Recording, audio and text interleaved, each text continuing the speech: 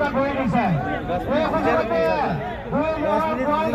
মানি কৰি আমি আন্তৰিক অভিনন্দন জ্ঞাপন কৰিছোঁ।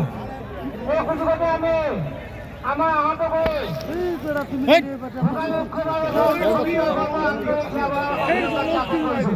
আমি আশা ৰাখিছোঁ ৰাইজে নিৰঞ্জন ঘাট কৰিব পাৰে।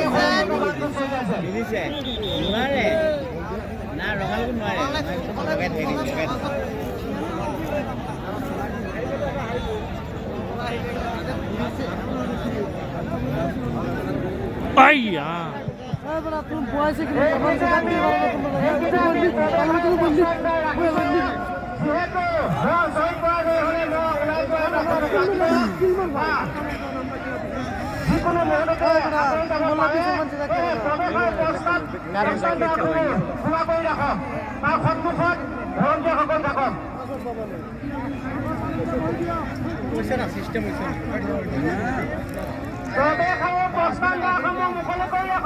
কান্দত আছে নিদিবি